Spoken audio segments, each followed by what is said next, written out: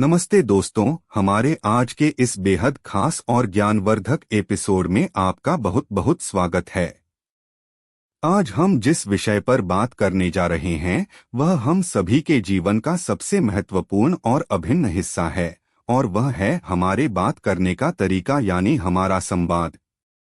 क्या आपने कभी सोचा है कि कुछ लोग अपनी बातों से किसी का भी दिल कैसे जीत लेते हैं, जबकि कुछ लोग बहुत अच्छा सोचने के बावजूद अपनी बात सही से कह नहीं पाते?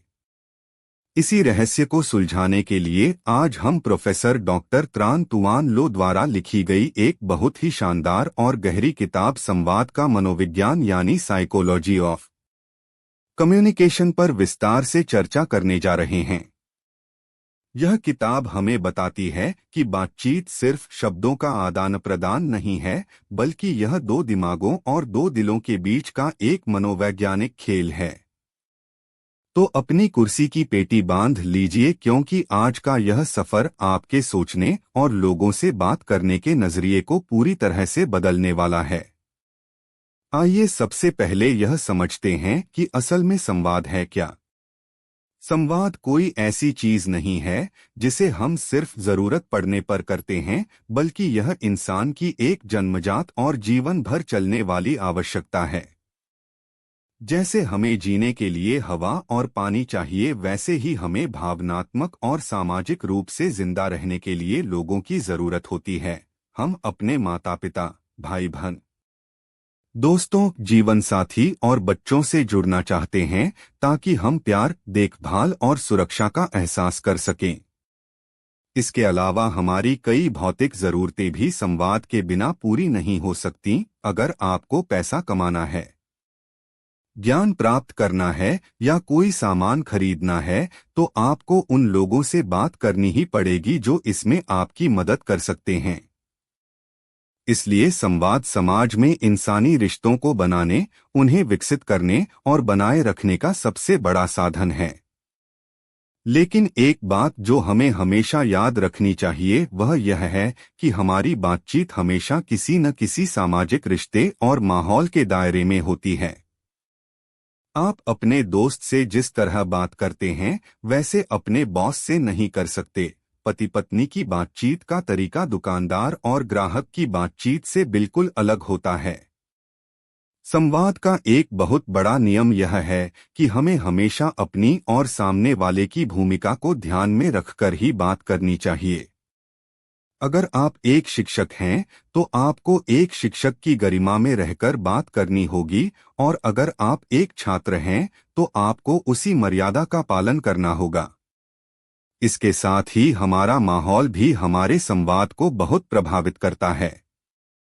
एक ही व्यक्ति जब घर की चारदीवारी में होता है तो उसका बर्ताव अलग होता है, और जब वह किसी दफ्तर, सड़क या किसी सार्वजनिक समारोह में होता है तो उसके बात करने का तरीका पूरी तरह से बदल जाता है। अब आइए थोड़ा मनोविज्ञान की गहराइयों में चलते हैं और देखते हैं कि जब हम किसी से बात करते हैं तो हमारे दिमाग में क्या चल रहा होता है। जब आप पहली बार किसी से मिलते हैं तो सबसे पहले आपकी आंखें और आपके कान काम करना शुरू करते हैं। आप सामने वाले को देखते हैं और उसकी आवाज सुनते हैं। इसे हम संवेदना और धारणा कहते हैं। इसी के आधार पर हम सामने वाले के व्यक्तित्व का एक शुरुआती अंदाजा लगाते हैं। लेकिन किताब हमें चेतावनी देती है कि हमें सिर्फ बाहरी रूपरंग या कपड़ों को देखकर किसी के बारे में कोई पक्की राय नहीं बनानी चाहिए। हमें अपनी सोच और कल्पना का इस्तेमाल करके उस इंसान के भीतरी स्वभाव को समझने की कोशिश करनी चाहिए। इसके अलावा संवाद में ध्यान और याददाश्त का भी बहुत बड़ा रोल होता है। जरा सोचिए, आप किसी से बहुत दिल से कोई बात कह रहे हैं और वह इंसान बार बार अपनी घड़ी देख रहा है या इधर-उधर देख रहा है, तो आपको कैसा लगेगा? यकीनन आपको बहुत बुरा लगेगा। इसलिए जब कोई आपसे बात करे तो उसे पूरा ध्यान दें। और याददाश्त की बात करें तो किसी का नाम याद रखना या अपना किया हुआ वादा याद रखना संवाद में आपकी विश्वसनीयता को कई गुना बढ़ा देता है। बातचीत के दौरान हमारी भावनाएं और इच्छा शक्ति भी लगातार काम करती हैं। कभी कभी हमें ऐसे लोगों से बात करनी पड़ती है जिनका स्वभाव बहुत चिड़चिड़ा होता है या स्थिति बहुत तनावपूर्ण होती है। ऐसे में हमारी इच्छा शक्ति ही हमें शांत रहने और अपने गुस्से पर काबू पाने में मदद करती है। किताब के अगले हिस्से में लेखक संवाद की संस्कृति पर बहुत जोर देते हैं। एक संस्कारी संवाद वह है जिसमें वैज्ञानिकता, नैतिकता और सौंदर्य शास्त्र का अद्भुत संगम हो। इसका मतलब है कि आपकी बात का उद्देश्य स्पष्ट होना चाहिए, आपके शब्दों में दूसरों के लिए सम्मान, सहानुभूति और विनम्रता होनी चाहिए, और आपके बात करने का तरीका, आपकी शारीरिक भाषा इतनी आकर्षक होनी चाहिए कि सामने वाले को आपसे बात करके खुशी मिले। इसके साथ ही हमें अपनी राष्ट्रीय पहचान और परंपराओं को भी नहीं भूलना चाहिए। जब हम विदेशियों से मिलते हैं तो हमारा संवाद ऐसा होना चाहिए जो हमारे देश की संस्कृति का सम्मान बढ़ाए, लेकिन साथ ही हमें अंतर्राष्ट्रीय शिष्टाचार को भी अपनाना चाहिए। अब हम बात करेंगे कि समाज के अलग अलग लोगों के साथ हमें किस तरह का व्यवहार करना चाहिए। सबसे पहले बात करते हैं अजनबियों की। जब हम किसी अनजान व्यक्ति से मिलते हैं तो दोनों के मन में एक तरह की झिझक और सावधानी होती है, क्योंकि हम एक दूसरे के इरादों को नहीं जानते। इसलिए अजनबियों के साथ हमेशा बहुत ही विनम्रता से पेश आना चाहिए। जी, कृपया, धन्यवाद और क्षमा करें जैसे शब्दों का इस्तेमाल करना चाहिए। अजनबियों से बहुत ज्यादा व्यक्तिगत सवाल पूछना या अपनी ही पारिवारिक बातें उन्हें बताना सही नहीं माना जाता है। इसके बाद आता है पुरुषों और महिलाओं के बीच का संवाद। प्रकृति ने और समाज ने पुरुषों और महिलाओं को थोड़ा अलग बनाया है। इसलिए जब एक पुरुष और महिला आपस में बात करते हैं तो उनके बीच एक अदृश्य सम्मान की रेखा होनी चाहिए।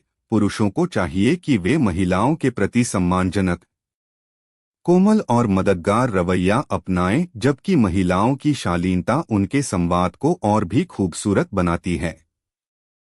इसी तरह जब बात उम्र की आती है तो युवाओं को बुजुर्गों के साथ बहुत ही आदर, विनम्रता और कृतज्ञता के साथ बात करनी चाहिए। बुजुर्गों के अनुभवों को सुनना चाहिए, वहीं बुजुर्गों को भी युवाओं की गलतियों को माफ करने का बड़प्पन दिखाना चाहिए और उनके साथ सहानुभूति रखनी चाहिए। बच्चों के साथ बात करते समय हमें यह याद रखना चाहिए कि वे बहुत कोमल और मासूम होते हैं, इसलिए उन्हें प्यार, सुरक्षा और सही मार्गदर्शन देने वाले शब्दों का ही प्रयोग करना चाहिए। अगर आप किसी बीमार या शारीरिक रूप से अक्षम व्यक्ति से मिल रहे हैं तो कभी भी ऐसी बात न करें जिससे उनका दुख बढ़े या उन्हें दया का पात्र महसूस हो। उन्हें सांत्वना दें, उनमें उम्मीद जगाएं और उनके साथ पूरी तरह से सामान्य व्यवहार करें। दफ्तर में बॉस और कर्मचारी के बीच का संवाद भी बहुत महत्वपूर्ण होता है। बॉस को अपने अधिकार का गलत इस्तेमाल करके कर्मचारी का अपमान नहीं करना चाहिए और कर्मचारी को बिना चापलूसी किए अपने बॉस का सम्मान करना चाहिए और अपनी जिम्मेदारियों को पूरी ईमानदारी से निभाना चाहिए। अब आइए देखते हैं कि अलग अलग जगहों पर हमारे संवाद का तरीका कैसा होना चाहिए। घर वह जगह है जहां हम सबसे ज्यादा स्वतंत्र और सहज महसूस करते हैं। घर के सदस्यों के बीच का संवाद प्यार, भरोसे और एक दूसरे की गलतियों को माफ करने पर टिका होता है। लेकिन जब घर में कोई मेहमान आता है तो घर का माहौल थोड़ा बदल जाता है। मेहमान का हमेशा मुस्कुराकर और गर्मजोशी से स्वागत करना चाहिए, उन्हें बैठने के लिए कहना चाहिए और पानी या चाय पूछना चाहिए। मेहमानों को भी यह ध्यान रखना चाहिए कि वे समय से पहले बताकर आएं और बहुत ज्यादा देर तक बैठकर मेजबान का समय खराब न करें। दफ्तर या काम की जगह का माहौल घर से बिल्कुल अलग होता है। वहां आप एक टीम का हिस्सा होते हैं और आपका मुख्य उद्देश्य काम करना होता है। दफ्तर में जब आप आएं या जाएं तो अपने साथियों का अभिवादन जरूर करें, किसी के काम में बेवजह दखल न दें और दफ्तर के समय में निजी बातों या गपशप से बचें। दफ्तर में पुरुष और महिला सहकर्मियों के बीच बहुत ही पेशेवर और सम्मानजनक दूरी होनी चाहिए ताकि काम के माहौल पर कोई नकारात्मक प्रभाव न पड़े। जब बात सार्वजनिक स्थानों की आती है, जैसे कि सड़क, पार्क, सिनेमाघर या रेस्तरां, तो वहां हमें और भी ज्यादा सावधान रहना पड़ता है। सड़क पर चलते समय ट्रैफिक नियमों का पालन करना और बिना वजह शोर न मचाना एक अच्छे नागरिक की निशानी है। सिनेमाघर या थिएटर में फिल्म या नाटक देखते समय जोर जोर से बात करना, हंसना या मोबाइल पर बात करना दूसरों के लिए बहुत बड़ी परेशानी बन सकता है। इसलिए वहां शांति बनाए रखें। रेस्तरां में वेटर के साथ बदतमीजी से बात न करें, बल्कि अगर आपको सेवा अच्छी लगे तो उन्हें धन्यवाद दें और हो सके तो थोड़ी टिप भी दें। एक बहुत ही दिलचस्प मनोवैज्ञानिक सिद्धांत है जिसे हम जोहारी विंडो कहते हैं। यह सिद्धांत हमें बताता है कि हमारे व्यक्तित्व के 4 हिस्से होते हैं। पहला वह जो हम भी जानते हैं और दुनिया भी जानती है। दूसरा वह जो दुनिया जानती है लेकिन हम खुद नहीं जानते, यानी हमारी कमजोरियां जो हमें नजर नहीं आती। तीसरा वह जो सिर्फ हम जानते हैं और हमने दुनिया से छुपा कर रखा है। और चौथा वह जो न हम जानते हैं और न ही दुनिया। बातचीत के जरिए ही हम अपने इस छुपे हुए या अनजान हिस्से को बेहतर तरीके से समझ पाते हैं जब दूसरे लोग हमें प्रतिक्रिया देते हैं।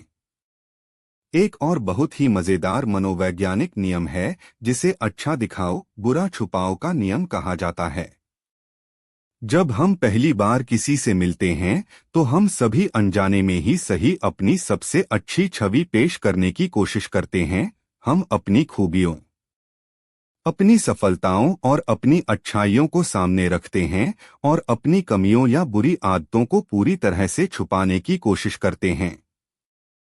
यह एक सामान्य मानवीय स्वभाव है ताकि सामने वाले पर हमारा अच्छा प्रभाव पड़े। संवाद को प्रभावी बनाने के लिए उसकी तैयारी करना भी बहुत जरूरी है।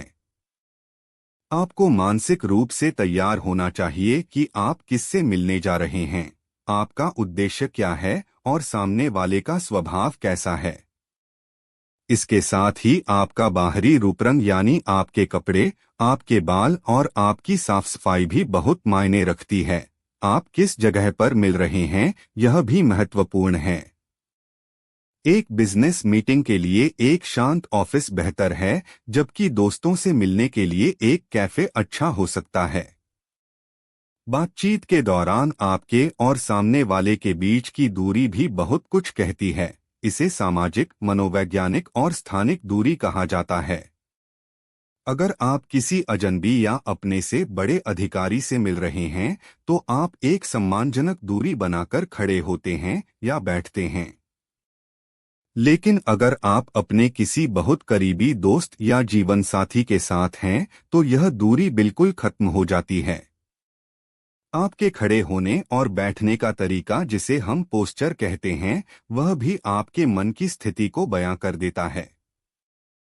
अगर आप सीना तानकर खड़े हैं तो यह आपके आत्मविश्वास को दिखाता है। अगर आप हाथ बांधकर खड़े हैं तो यह बचाव की मुद्रा या अहंकार को दर्शा सकता है। बैठने के तरीके में भी अगर आप कुर्सी के किनारे पर बैठे हैं तो इसका मतलब है कि आप बहुत सतर्क हैं या जाने की जल्दी में हैं। जबकि कुर्सी पर पीछे टेक लगाकर आराम से बैठना आपकी सहजता को दिखाता है। किसी टेबल पर बात करते समय अगर आप आमने सामने बैठे हैं तो यह बराबरी या कभी कभी मुकाबले की स्थिति को दिखाता है। लेकिन अगर आप बगल में बैठे हैं तो यह सहयोग और मित्रता का प्रतीक है। अभिवादन करना यानी ग्रीट करना बातचीत की शुरुआत का सबसे खूबसूरत तरीका है। जब हम किसी को देखकर मुस्कुराते हैं, हाथ जोड़ते हैं, सिर झुकाते हैं या हाथ मिलाते हैं तो हम दरअसल उन्हें यह बता रहे होते हैं कि हम उनका सम्मान करते हैं और उनसे मिलकर खुश हैं। हाथ मिलाते समय आपकी पकड़ न तो बहुत ढीली होनी चाहिए और न ही इतनी सख्त कि सामने वाले को दर्द हो जाए। किसी को उसके सही पद या उम्र के हिसाब से संबोधित करना भी बहुत जरूरी है, जैसे अपने से बड़ों को जी या सर, मैडम कहना। इसके अलावा धन्यवाद और क्षमा करें, ये दो ऐसे जादुई शब्द हैं जो किसी भी बिगड़े हुए रिश्ते को सुधार सकते हैं और एक अच्छे रिश्ते को और मजबूत कर सकते हैं। अगर आपसे कोई छोटी सी भी गलती हो जाए तो तुरंत बिना किसी अहंकार के सॉरी बोल देना चाहिए, और अगर कोई आपकी थोड़ी सी भी मदद करे तो उसे दिल से थैंक यू कहना कभी नहीं भूलना चाहिए। अब बात करते हैं उस चीज की जिसके बिना संवाद अधूरा है, और वह है हमारी भाषा और शब्द। आपके पास चाहे कितने ही अच्छे विचार क्यों न हो, अगर आपके पास उन्हें व्यक्त करने के लिए सही शब्द नहीं हैं, तो सब बेकार है। कुछ लोग बहुत अच्छा लिखते हैं लेकिन बोल नहीं पाते, और कुछ लोग बोलते बहुत अच्छा हैं। एक अच्छी बातचीत वह है जिसमें दोनों पक्षों को अपनी बात कहने का मौका मिले। अगर आप किसी से किसी विषय पर बहस या चर्चा कर रहे हैं तो हमेशा याद रखें कि आपका उद्देश्य सच्चाई तक पहुंचना होना चाहिए, न कि सिर्फ अपनी बात को सही साबित करना। सामने वाले की बात को शांति से सुनें, बीच में न काटें, और अगर उनकी बात सही है तो उसे खुले दिल से स्वीकार करें। गुस्सा करना, चिल्लाना या मेज पीटना एक अच्छे संवाद की निशानी नहीं है। और सबसे महत्वपूर्ण बात जो लेखक इस किताब में बार बार दोहराते हैं वह है सुनने की कला। सुनना सिर्फ कानों का काम नहीं है, बल्कि यह आंखों और दिमाग का भी काम है। जब आप किसी की बात सुन रहे हों तो उसकी आंखों में देखें, उसके चेहरे के भावों को पढ़ें, बीच बीच में सिर हिलाकर या हाँ कहकर यह जताएं कि आप उनकी बात समझ रहे हैं। एक अच्छा श्रोता होना एक अच्छे वक्ता होने से कहीं ज्यादा मुश्किल और कहीं ज्यादा जरूरी है। जब आप फोन पर बात कर रहे हों तो हमेशा पहले अपना परिचय दें और पूछें कि क्या यह बात करने का सही समय है। अगर आप दफ्तर में हैं तो फोन पर बहुत जोर से न बोलें ताकि दूसरों को परेशानी न हो, और फोन रखते समय अचानक से फोन न काटें बल्कि एक अच्छे अभिवादन के साथ बातचीत को खत्म करें। पत्र या ईमेल लिखना भी संवाद का एक बहुत सशक्त माध्यम है, खासकर तब जब आप अपनी भावनाओं या व्यावसायिक बातों को बहुत सोच समझकर और व्यवस्थित तरीके से कहना चाहते हैं। अंत में हम बात करेंगे हमारी बॉडी लैंग्वेज यानी अशाब्दिक संचार की, जो कभी कभी हमारे शब्दों से भी ज्यादा तेज बोलती है। हमारा चेहरा हमारे मन का आईना होता है। हमारी आंखें हमारा सारा सच बयां कर देती हैं। आंखें बड़ी होना हैरानी दिखाता है। आंखें चुराना झूठ या घबराहट की निशानी है, और आंखों में आंखें डालकर बात करना आत्मविश्वास को दर्शाता है। हमारे होठों की मुस्कान, हमारे माथे की सिकुड़न सब कुछ हमारे अंदर चल रहे भावों को सामने रख देते हैं। हमारे हाथ के इशारे जैसे सिर हिलाना, हाथ मिलाना, उंगली दिखाना या ताली बजाना, ये सब भी हमारे संवाद का ही हिस्सा हैं। जब हम किसी दूसरे देश या संस्कृति के लोगों से मिलते हैं तो हमें उनकी बॉडी लैंग्वेज को समझने में थोड़ी सावधानी बरतनी चाहिए, क्योंकि हो सकता है जो इशारा हमारे यहाँ बहुत सामान्य हो वह उनके देश में अपमानजनक माना जाता हो। इसलिए किसी भी निष्कर्ष पर पहुँचने से पहले स्थिति और माहौल को समझना बहुत जरूरी है। तो दोस्तों, यह था संवाद का मनोविज्ञान किताब का एक बहुत ही विस्तृत और गहरा सारांश। इस किताब ने हमें सिखाया कि बातचीत करना सिर्फ होठों को हिलाना नहीं है, बल्कि यह अपने दिल और दिमाग को दूसरे के दिल और दिमाग से जोड़ने की एक खूबसूरत कला है। अगर हम अपनी बातचीत में थोड़ी सी सहानुभूति, थोड़ा सा सम्मान, सही शब्दों का चुनाव और दूसरों को सुनने की आदत डाल लें तो हम न सिर्फ अपने पेशेवर जीवन में सफलता की ऊंचाइयों को छू सकते हैं, बल्कि अपने व्यक्तिगत रिश्तों को भी बहुत मजबूत और खुशहाल बना सकते हैं। अगली बार जब आप किसी से मिलें तो सिर्फ शब्दों पर ध्यान न दें, बल्कि उनकी आंखों, उनके हाव भाव और उनके पीछे छिपी भावनाओं को भी पढ़ने की कोशिश करें। मुझे पूरी उम्मीद है कि आज का यह पॉडकास्ट आपको बहुत पसंद आया होगा और आपने संवाद की इस अद्भुत कला से बहुत कुछ नया सीखा होगा।